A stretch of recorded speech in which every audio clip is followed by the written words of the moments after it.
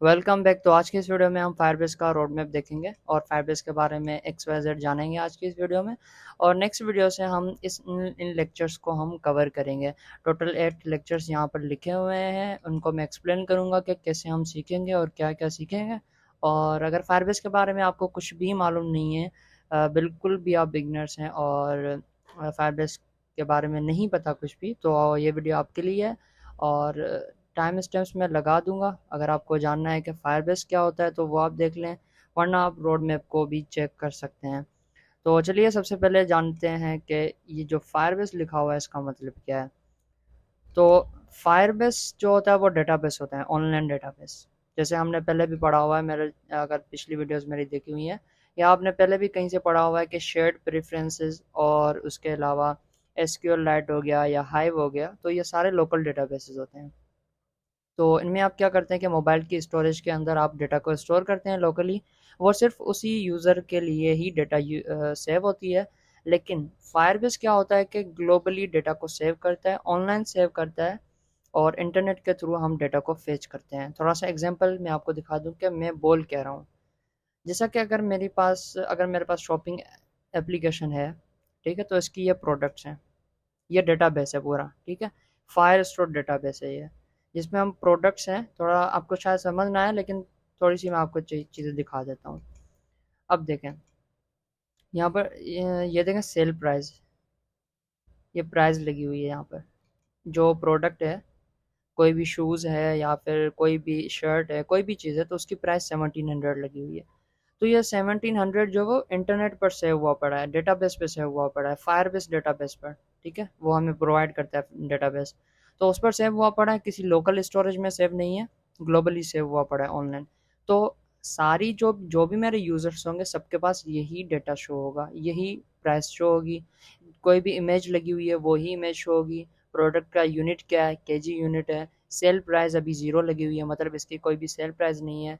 ये टाइटल लगा हुआ है कि भाई इस प्रोडक्ट का ये टाइटल है। तो ये सारी चीज़ें जो होती हैं वो ऑनलाइन सेव हो जाती हैं ऑनलाइन डेटाबेस में। उनको हम फेच करते हैं और हम उनको यूज़ कर पाते हैं। तो ये हम सीखेंगे डेटाबेस। उसके अलावा ये हमें सर्विस देता है। फायरबेस एक जो हमें ये डेटाबेस की सर्विस प्रोवाइड करता है। उसके अलावा ये देखें, ऑथेंटिकेशन, ऑथेंटिकेशन भी प्रोवाइड करता है। मतलब कि लॉगिन साइन अप वगैरह आपको बैकएंड में करने की ज़रूरत ही नहीं पड़ेगी, ये आपके बैकएंड का काम करेगा।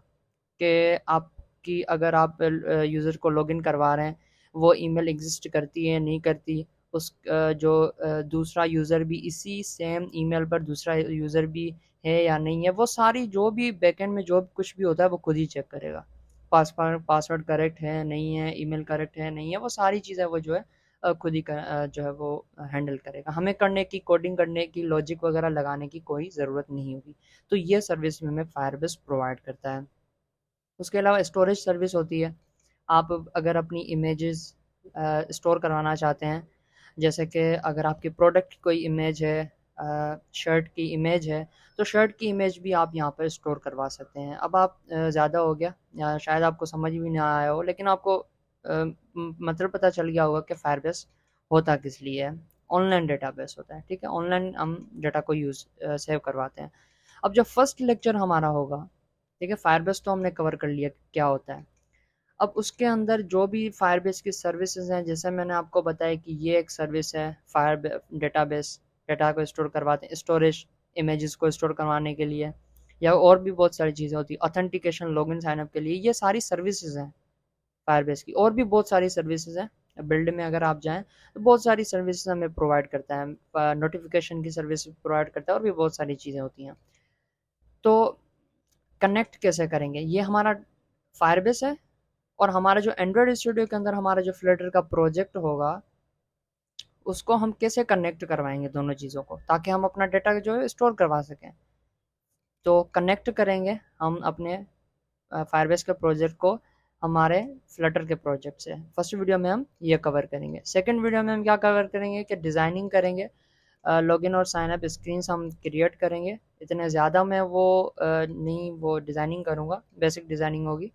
उसके बाद जो है उसकी बैकएंड करेंगे कि लॉगिन कैसे करेंगे, साइन अप कैसे करेंगे, नया यूज़र कैसे क्रिएट करेंगे, लॉगिन साइन अप कैसे होगा, वो सब कुछ उस वीडियो में होगा।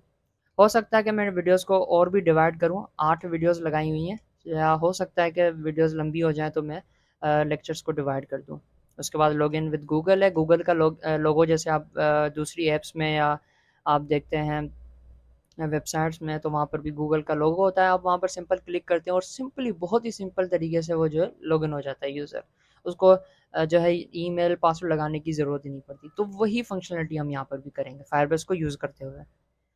पांचवा लेक्चर जो हमारा होगा वो check if user is already logged in और नॉट। मतलब कि अगर कोई यूज़र है एप्लीकेशन को बंद कर देता है और दोबारा ओपन करता है, तो हम चेकिंग करेंगे कि यूज़र ने पहले लॉगिन किया हुआ है। अगर पहले लॉगिन किया हुआ है तो होम स्क्रीन पर चला जाएगा, या जो भी प्रोडक्ट की स्क्रीन होगी, जो भी वो होगा, डैशबोर्ड होगा जो भी, उस पर चला जाएगा। अगर यूज़र ने पहले कभी लॉगिन ही नहीं किया, फर्स्ट टाइम ओपन कर रहा है, तो वो चला जाएगा बिल्कुल लॉगिन की स्क्रीन पर। ठीक है। और 6 नंबर वीडियो हमारी होगी जिसमें हम CRUD ऑपरेशंस परफॉर्म करेंगे फायरबेस फायर स्टोर को यूज़ करते हुए। मैंने आपको यहाँ पर दिखाया था कि फायर स्टोर जहाँ पर हमारी डेटा स्टोर थी, प्राइस प्रोडक्ट की प्राइस स्टोर थी, या फिर किसी की भी इमेज स्टोर थी। तो ऐसे ही करके हम जो है की वैल्यू की फॉर्म में हम यहाँ पर डेटा को सेव करवाएंगे। वो क्या होता है, वो फायरबेस फायर स्टोर में प्रोवाइड करता है, जिसमें हम CRUD ऑपरेशन परफॉर्म करेंगे। मतलब कि डेटा की प्राइस है वो हम अपने डेटाबेस में रखेंगे, फिर जो रखी है हमने प्राइस उसको रीड करेंगे, हमारी ऐप के अंदर शो भी करवाएंगे। अगर आगे जाकर हम हमारी प्रोडक्ट की प्राइस अगर ज़्यादा हो गई है तो उसको अपडेट भी कर सकते हैं, डिलीट भी कर सकते हैं। तो ऐसे ही करके हम CRUD ऑपरेशन परफॉर्म करेंगे। उसके बाद फायरबेस स्टोरेज एग्जांपल दे दूं इसका भी, कि मैंने आपको पहले भी दिखाया, लेकिन अभी मैं फिर से आपको बता दूं कि जैसे कि यूज़र की प्रोफाइल पिक्चर है, ठीक है, उसको हम स्टोर करवाएंगे। पीएनजी फॉर्मेट होती है जो, उसको हम स्टोर करवाएंगे। कोई भी चैट ऐप बना रहे हैं तो उसके अंदर जो वॉइस मैसेज होता है वो .mp4 या जो जो भी ऐसे करके होती है एक्सटेंशन उसकी .mp4, ठीक है, तो उसको भी हम स्टोर करवा सकते हैं। या कोई भी फाइल हो गई ना, तो उसको हम स्टोर करवा सकते हैं। तो ये फायरबेस स्टोरेज उसके लिए होता है, इसको भी हम यूज़ करेंगे। उसके बाद 8 नंबर पर है फ़िल्टर डेटा। अगर आपकी लिस्ट में पूरी डेटा पड़ी हुई या बहुत सारी प्रोडक्ट्स हैं, आप उनको सर्च करेंगे, भाई मुझे शर्ट चाहिए, तो शर्ट जो भी शर्ट्स होंगी वो सारी आ जाएंगी। तो ऐसे ही करके हम फ़िल्टर भी लगा सकते हैं, ये भी हम करेंगे। ये भी मैंने आपको प्रोडक्ट वगैरह शॉपिंग ऐप की एग्जांपल दी है, तो आगे जाकर हम ये नहीं करेंगे। आपको ज़्यादा अंडरस्टैंडिंग के लिए मैंने ये आपको एग्जांपल दी है। ठीक है, आगे जाकर आप ऐसे बना सकते हैं एप्लीकेशन। उसके बाद जो है ज़्यादा अगर वीडियोस आ गई, मतलब कि यहाँ पर और भी बहुत सारी सर्विसेज हैं, लेकिन बिगनिंग में हम यही सर्विसेज कवर करेंगे। डेटा को स्टोर करवाएंगे, फेच करवाएंगे, लॉगिन साइन अप करवाएंगे। फ्यूचर में हो सकता है कि मैं ज़्यादा वीडियोस भी अपलोड करूँ और बाकी बहुत सारी सर्विसेज हैं इसकी ये भी कवर करूँ। जैसे कि रियल टाइम डेटाबेस तो बहुत कम यूज़ होता है, इसको नहीं। बाकी जो है ऐप चेक हो गया, या फिर यहाँ पर और भी सर्विसेज जैसे कि मैसेजिंग हो गया, और भी ये बहुत सारी सर्विसेज हैं, क्रैश लाइट्स, ऐप डिस्ट्रीब्यूशन, ये सारी जो है वो यूज़ होती हैं। बहुत सारी होती हैं जो कि यूज़ नहीं होती, लेकिन एक एडवांस लेवल पर यूज़ होती हैं। ठीक है, तो यही थी आज की वीडियो, फायरबेस का रोड मैप और फायरबेस की इंट्रोडक्शन था। तो नेक्स्ट वीडियो से हम कवर करेंगे कि कनेक्ट कैसे करेंगे, उसके बाद हम स्टार्ट कर लेंगे हमारी जो कोडिंग होगी। ओके, तो यही थी आज की वीडियो, मिलते हैं नेक्स्ट वीडियो में, तब तक के लिए अल्लाह हाफिज़।